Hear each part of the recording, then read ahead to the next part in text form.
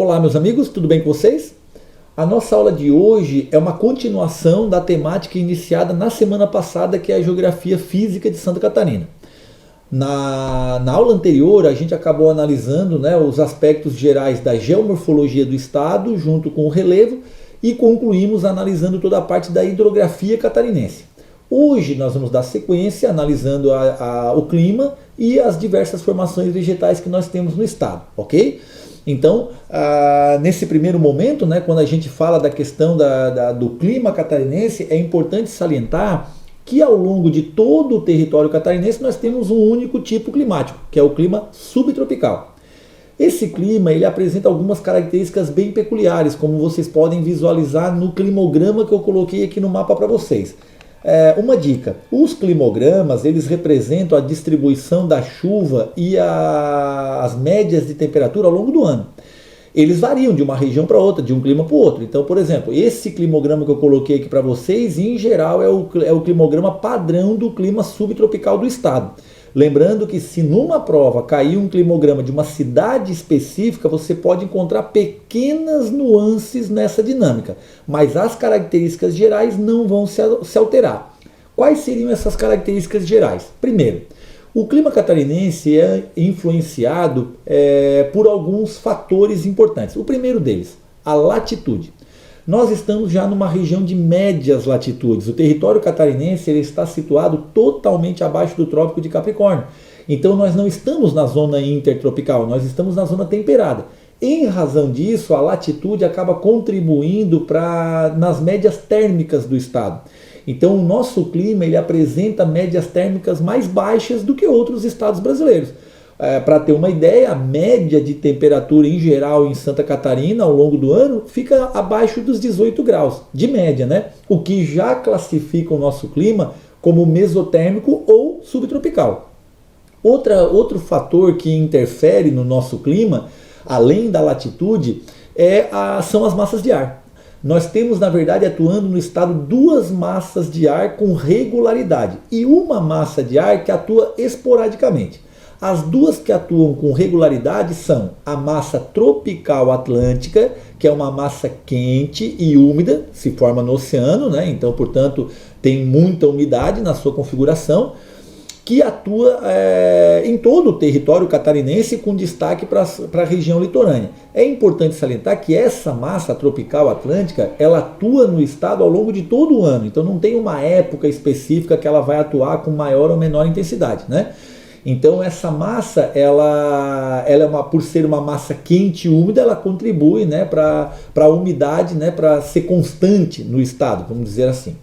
Outra massa de ar que atua com regularidade no estado é a massa polar atlântica. Claro que essa massa polar, por ser uma massa fria que se forma em regiões de altas latitudes, ela vai atuar com maior intensidade, principalmente no final do outono e início do inverno, Mas ao longo do ano, o encontro e a dinâmica dessas duas massas de ar, tanto a massa tropical atlântica como a massa polar atlântica, acaba criando a frente fria, que atua no estado com uma certa regularidade ao longo do ano. No verão é comum a gente presenciar momentos em que a temperatura cai bruscamente em função da chegada de uma frente fria. Essa frente fria está atrelada ao encontro dessas duas massas de ar, Essas duas massas de ar também contribuem para a formação das chuvas frontais no estado. Não esqueçam que a chuva frontal é o principal tipo de chuva que nós temos ocorrendo no estado. Claro que ocorre a chuva orográfica, principalmente ao longo do litoral. Claro que nós temos a chuva de verão, em função de as temperaturas serem bastante elevadas em algumas regiões do estado durante o verão. E claro, nós temos a chuva frontal também. Agora, a chuva frontal ela ocorre com bastante regularidade em função dessa dinâmica das massas de ar, o encontro da massa tropical atlântica com a massa polar atlântica. Além disso, é importante salientar um terceiro fator climático que nos influencia bastante, que é o relevo. Santa Catarina, a gente viu na aula passada, Santa Catarina tem um relevo marcado por uma região litorânea de planície, depois uma região serrana, que dá acesso ao Planalto. Boa parte do território catarinense é um grande planalto, o Planalto Meridional, E lá na região oeste nós temos o vale do Rio Uruguai, que é uma região mais baixa, né? Fica normalmente ali entre 300 a 500 metros mais ou menos de altitude, até um pouco menos em algumas áreas, né? Lembre que esses vales eles se formaram pelo papel erosivo provocado pelo próprio rio, né? Então nessas áreas, por exemplo, né, nós temos altitudes mais baixas. Isso acaba, querendo ou não, influenciando no nosso clima, jogando a temperatura mais para baixo ou aumentando a temperatura. Então, de forma resumida, organizada, para facilitar a compreensão, não esqueçam, nós temos 3 fatores que atuam no nosso estado. 3 fatores climáticos. A latitude, nós estamos numa área de média latitude, as massas de ar, com a atuação predominante da massa tropical atlântica e da massa polar atlântica, e o relevo, né, que acaba tendo, né, configurando um estado com grande diversidade em termos de altimetria, tá bom? Além disso, é importante salientar também que nós temos uma massa de ar que pode atuar no estado de forma mais esporádica e de forma irregular, que é a massa tropical continental. Essa massa tropical continental, quando a gente estudou ela, quando a gente teve a nossa aula sobre a dinâmica climática do estado, essa massa tropical continental ela se forma na depressão do Chaco. Essa depressão do Chaco é uma região entre a Bolívia e o Paraguai, né, que fica numa região semiárida. Então nós temos a presença dos Andes, né, a umidade é barrada pelos Andes, e nós temos ali, né, essa região se formando depois do Planalto brasileiro. Então ela fica numa área em que a umidade é escassa. Em razão disso, ela é uma massa quente, né, porque se forma numa área tropical, mas é seca, né, então porque se forma numa área de clima semiárido. E ela avança em direção ao território brasileiro, atuando em partes do centro-oeste e partes do sul do Brasil. Quando ela atua de forma mais intensa, ela pode atingir Santa Catarina, provocando o que a gente chama de veranico de maio. Esse veranico de maio é um momento em que as temperaturas médias se elevam, né? Nós ficamos com temperaturas elevadas em função, né, do calor trazido por essa massa e dos ventos quentes que sopram em função dessa massa. Então nós ficamos com uma sensação, né, abafada, já ali no outono, né, quando as temperaturas em média já eram para estar caindo. E o dia fica limpo, afinal de contas essa massa de ar não tem umidade, né? Então você tem um dia limpo e quente, né? Com ventos quentes. Então esse momento ele é bem destacado, a gente percebe ele nitidamente, né? Não ocorre todos os anos e não ocorre com a mesma intensidade sempre. Então é um fenômeno mais esporádico, mas é importante salientar que essa massa pode sim atuar no clima brasileiro. Já perguntaram isso em provas aqui no estado, né? Qual é a massa que provoca o veranico de maio em Santa Catarina, não sei o quê. É essa massa tropical continental, tá? Essa é quente e seca, mas lembre, ela atua de forma mais esporádica, né? Não atua com intensidade, nem atua o ano inteiro, ok? Além disso, outra coisa que é importante salientar do clima, né, catarinense, do clima subtropical que atinge o território catarinense, é que ele tem então uma amplitude térmica elevada, né? Nós temos regiões no estado que a temperatura média pode girar em torno da casa de 7 graus e regiões em que a temperatura média ao longo do ano gira em torno de 22 graus. Então há uma discrepância interna no estado em relação às médias de temperatura, mas as médias em geral são baixas. E a amplitude é bastante significativa. Por quê? Porque num clima subtropical é comum que as temperaturas médias no verão oscilem na casa de 24 a 25 graus. E no inverno oscilem na casa de 12 a 14.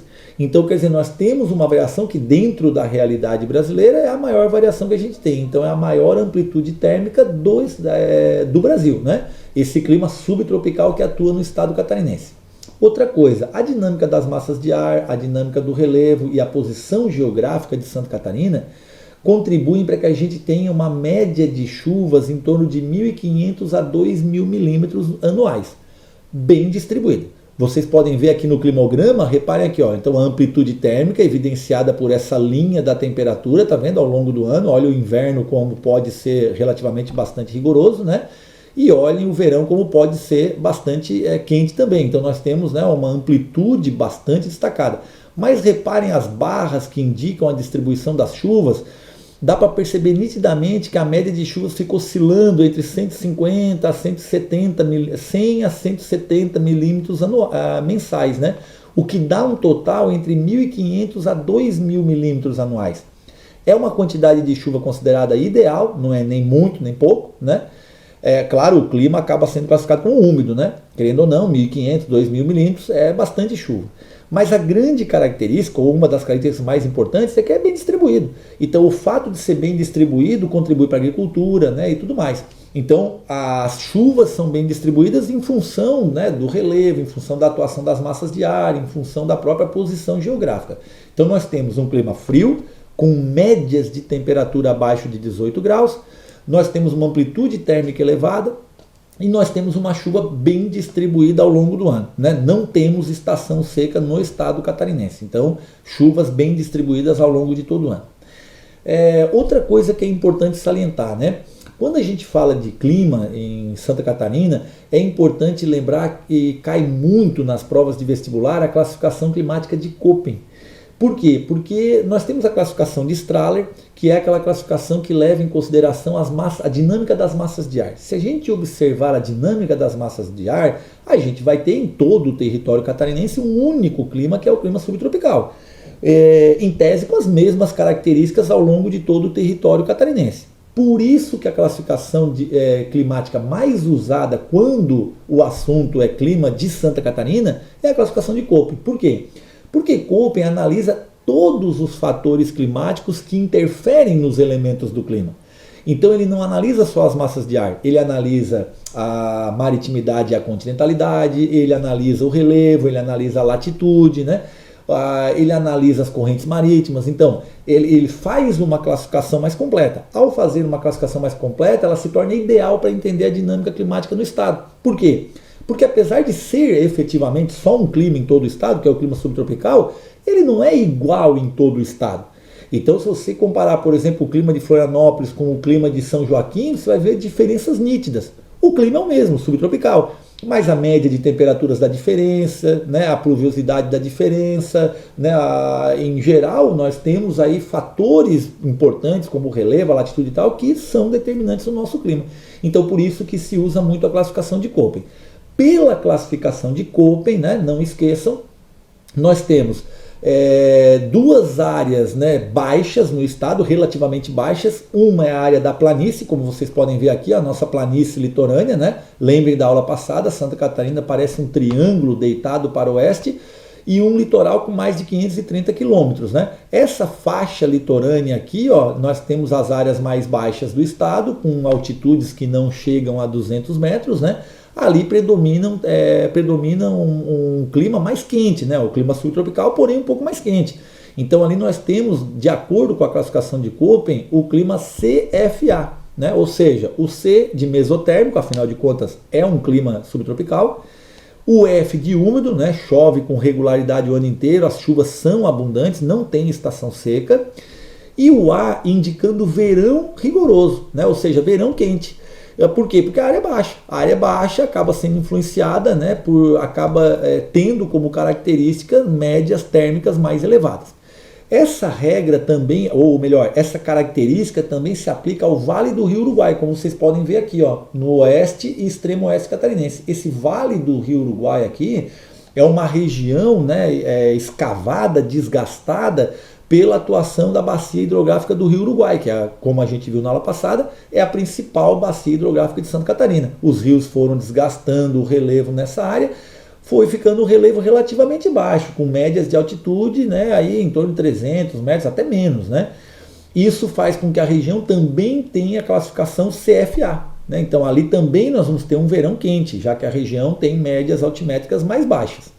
Em contrapartida, nós temos as regiões do Planalto, regiões altas, com mais de 1.500 metros de altitude de média, que acabam sendo, né, o fator relevo acaba sendo determinante para jogar a temperatura para baixo. Então, nessas áreas, nós temos invernos mais rigorosos. Esses invernos mais rigorosos fazem com que a região tenha uma classificação, de acordo com Köppen, estipulada pelas letras CFB, ou seja, C de mesotérmico, mesma coisa, né, subtropical, F de úmido, né, ou seja, não tem estação seca, mas o B indica um inverno rigoroso ou, se quiserem, um verão fresco, como aparece aí na imagem. Tá? Então as temperaturas são mais amenas, né, em função, obviamente, da altitude.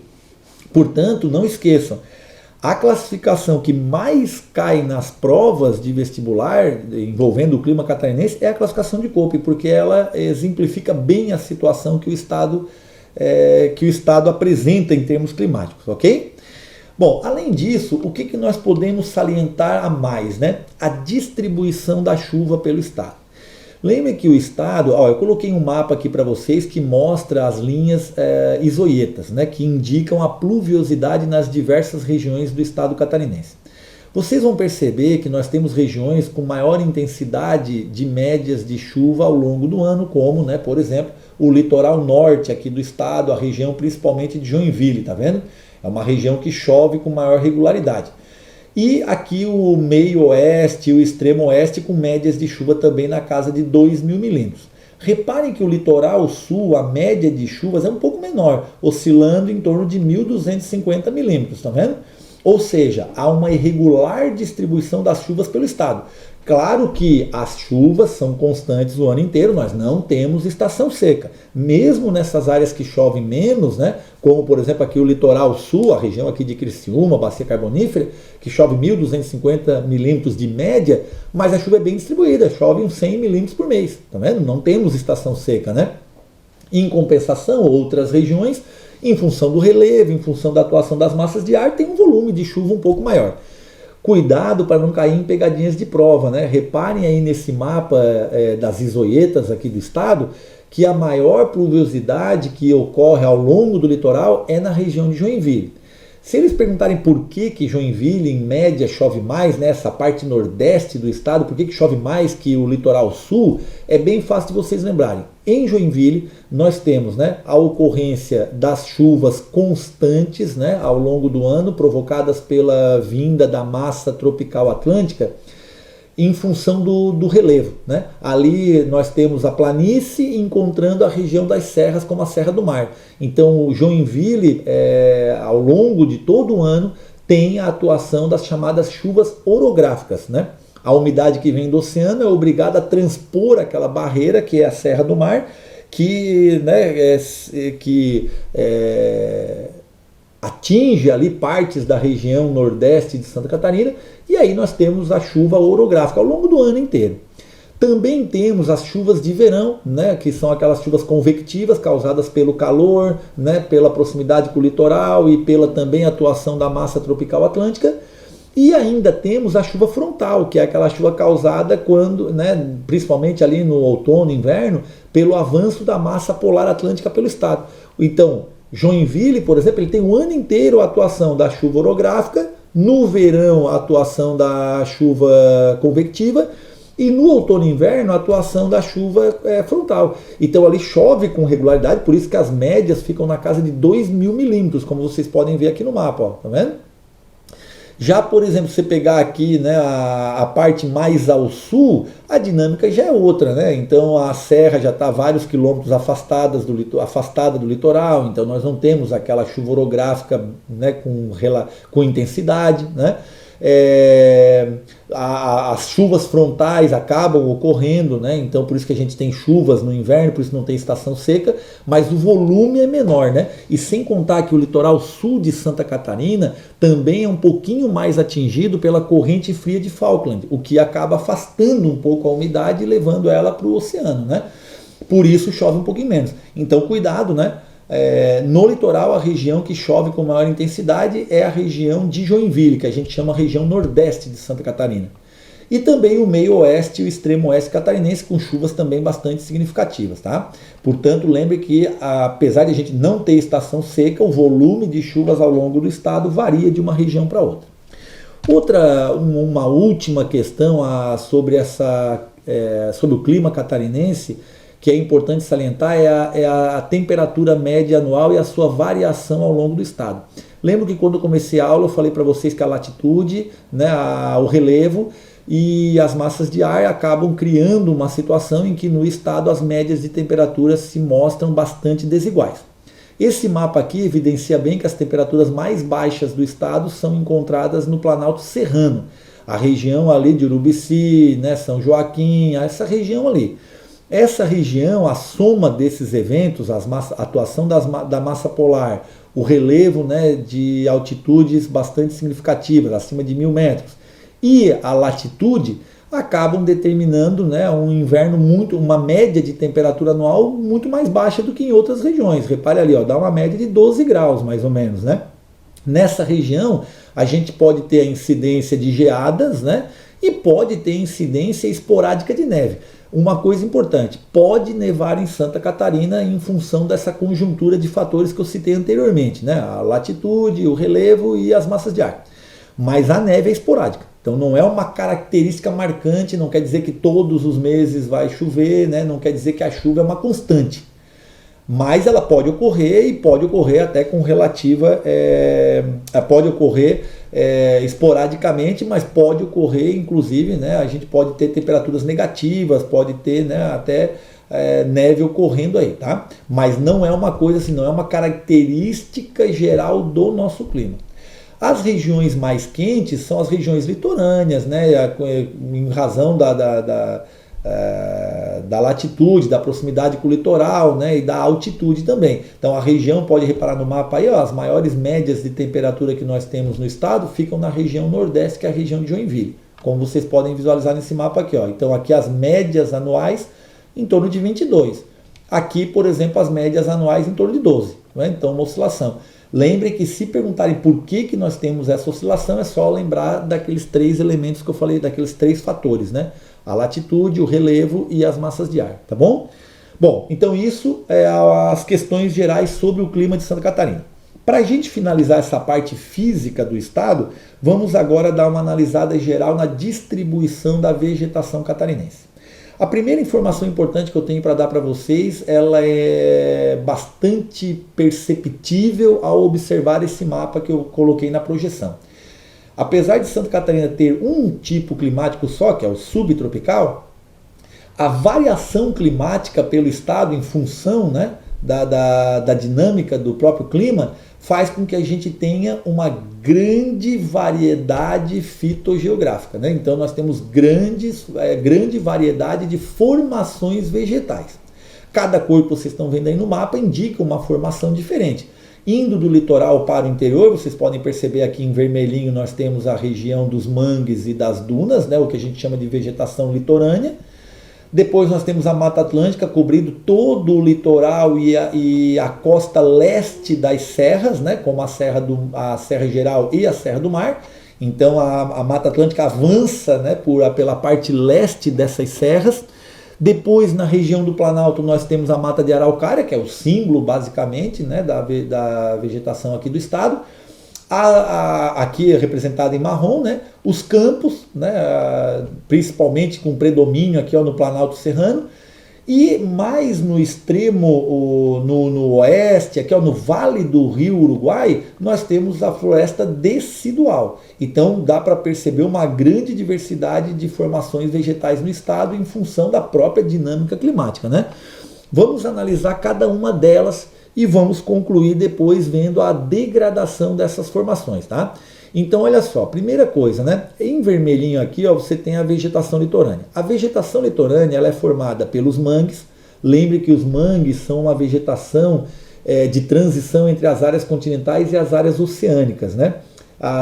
Nas áreas de mangues você tem o mar jogando água durante a maré alta, e rios jogando água, né, em função de a área ser uma área baixa. Então os mangues são, né, as regiões mais baixas, atingidas tanto por águas de rios, né, perto, por exemplo, tem muito mangue perto de foz de rios, e águas oceânicas. Então ali você tem um ambiente alagado, né, mais um ambiente salino. Então esse ambiente salino é um ambiente bastante hostil, mas que desenvolveu uma formação vegetal incrível, né, que resiste a esse ambiente. Lembre que os mangues, né, eles são uma vegetação pneumatófora, né, ou seja, as raízes são aéreas para poder, né, sobreviver num ambiente hostil, e essa característica torna o mangue um berçário marinho. Então o mangue tem uma importância muito grande no contexto, né, na verdade um grande berçário, é ali que os peixes se reproduzem, né, e tal, aproveitando a segurança oferecida por essas raízes. Lembre que o mangue também tem uma infinidade de animais que sobrevivem nesse ambiente, né, apesar, né, de ser um ambiente hostil, então ele é bastante rico em biodiversidade. Além do mangue, na vegetação litorânea, nós temos a vegetação das dunas ou vegetação das restingas, como queiram, tá? É uma vegetação arbustiva, uma vegetação rasteira que cobre as dunas no litoral. Ela tem como função proteger as dunas, né? Principalmente da ação dos ventos. E também nessas áreas é importante salientar que vivem milhares de espécies, né, de cobras, roedores, lagartos e por aí fora. Então, tanto a vegetação das restingas quanto o mangue estão presentes em praticamente quase todo o litoral catarinense. Logo depois, em verde aqui no mapa, esse verde mais escuro, nós temos a Mata Atlântica. Lembrem que a Mata Atlântica pode aparecer para vocês, como já apareceu, né, como floresta ombrófila densa. A Mata Atlântica é uma floresta arbórea, né? Ali nós temos espécies de grande porte, árvores altas, né? Como o cedro, por exemplo, o pau-d'óleo, né? A figueira, dentre outras, né? Que são espécies altas. É uma floresta fechada, densa, latifoliada, folhas largas e grandes, né? Higrófila, perene, né? E rica em biodiversidade. Então a Mata Atlântica cobre toda essa parte do litoral brasileiro, é uma floresta densa, é uma floresta importante, e cobre também a região ali, né, a parte ali do início da região serrana das grandes serras que atravessam o estado. Tá? Depois, na parte do Planalto, nós temos a araucária, aqui representada pela cor marrom, tá vendo? É a formação vegetal que predomina no estado catarinense, mas ela é considerada uma floresta ombrófila mista. Então não esqueça. O que é uma floresta ombrófila? É uma floresta acostumada a chuvas constantes, né? Uma floresta úmida. Então, na verdade, o clima catarinense é um clima úmido. Então as florestas são, em geral, né, tanto a Mata Atlântica como a araucária, são florestas ombrófilas. Porém, a Mata Atlântica é densa e a araucária é mista. Então a araucária é uma floresta de um clima um pouco mais frio. Portanto, é uma floresta mais aberta, um pouco mais homogênea, né? Na araucária, por exemplo, a gente tem o pinheiro, né? Também chamado pinheiro do Paraná, que é a araucária angustifolia, né? Que dá nome à floresta. Temos a erva mate, temos a embuia, que são espécies que se destacam, né? Nessa mata de araucária. A mata de araucária, porém, é um pouco mais homogênea, comparando com a Mata Atlântica, né? Ela é um pouco mais homogênea, um pouco mais aberta, né? Ela é aciculifoliada e não latifoliada, ou seja, ela tem as folhinhas pontiagudas, pequenas, né? Mas ela é perene, né? Ou seja, tem umidade o ano inteiro, então ela consegue manter as folhas. Então é uma vegetação perene, porém aciculifoliada, né? Cobre boa parte do Planalto catarinense. Depois nós temos a vegetação dos campos, em amarelo, representado aqui no mapa, né? A vegetação campestre, né? A vegetação dos campos, é uma vegetação homogênea, né? Uma vegetação formada basicamente por gramíneas, né? Então, uma vegetação homogênea que predomina principalmente no Planalto serrano aqui do estado. E indo para o oeste, nós temos aqui a floresta decidual, que vocês estão vendo em verdinho mais claro aqui, ó, ao longo dos grandes rios, né? E da bacia do Rio Uruguai e ao longo do próprio Rio Uruguai, tá vendo? Essa floresta decidual, ela sobrevive num ambiente mais baixo do que a araucária e, portanto, mais quente durante o verão. Porém, um ambiente que não é semelhante à planície, né? Então, ele tem uma média altimétrica um pouco mais alta do que a planície, né? Ficando ali na casa de 300 a 600 metros mais ou menos, né? Por aí. Então, o inverno é um pouquinho mais rigoroso do que no litoral. E ali acabou se desenvolvendo, então, uma floresta decídua, né? Ou caduca, que perde as folhas no outono e inverno. Então é uma maneira, né, de economizar energia para resistir a um período mais frio. Então essa adaptação permitiu a existência de uma floresta. Então é uma floresta com árvores, né, bastante destacadas e tal, mas é uma floresta decidual, ou seja, as folhas vão cair. Então ela é uma floresta, né, decídua, né, caduca. Então as folhas, ela vai perder as folhas na estação mais fria, tá? Então essa área é uma área bem peculiar do território catarinense. Bom, Dito isso, dá para a gente ter uma ideia, né, uma ideia da dimensão, né, da diversidade vegetal do estado. O problema é que o estado, assim como, né, seguindo a lógica e a métrica do país como um todo, também devastou as suas florestas, né, devastou os seus ecossistemas. Então, o desmatamento em Santa Catarina é um dos graves problemas que a gente tem envolvendo a vegetação. Além do desmatamento, nós temos os problemas das queimadas e temos o crescimento urbano desordenado, né? Santa Catarina, assim como outros estados da federação, teve um crescimento urbano tardio, anormal, muito rápido, que gerou uma série de problemas e acabou impactando muitas vezes, né, de forma negativa nas formações vegetais que a gente tem. Então, o que vale a pena destacar em termos de problemas envolvendo o desmatamento e a degradação das formações vegetais em Santa Catarina? Primeiro, atividades agrícolas, né? Nós temos espalhado pelo estado uma grande atividade agrícola. O oeste catarinense aqui, ó, o cultivo de milho é bastante intenso em grandes latifúndios. Isso acabou levando, né, a uma forte degradação ambiental. Aqui no Planalto Serrano, né, não só a agricultura, mas também a pecuária contribuiu para a devastação da região aqui dos campos. Né? Então, quer dizer, o avanço da agricultura no litoral, nas áreas de várzea, né, e tudo mais, isso tudo acabou gerando degradação e acabou contribuindo para o desmatamento. Além disso, os florestamentos com espécies estranhas. Por exemplo, Santa Catarina, na ânsia de aproveitamento econômico, né, foi incentivado o cultivo do pinus, por exemplo, né, trazido da Europa, o chamado Pinus elioti. Esse pinus, ele é exótico e ele é predatório, né? Então, se você cultivar ele junto com a araucária, ele rouba nutrientes do solo e a araucária entra pelo cano. Então, esse cultivo do pinus, muitas vezes, né, de forma inadequada, contribuiu para a degradação. E também o eucalipto, né, muito comum ao longo do litoral e da Mata Atlântica, também incentivado, né, para fins econômicos. O eucalipto também é uma espécie exótica e também é predatório. Né? Onde você coloca o eucalipto, não tem mais jeito, o solo fica ressecado, os nutrientes desaparecem, né?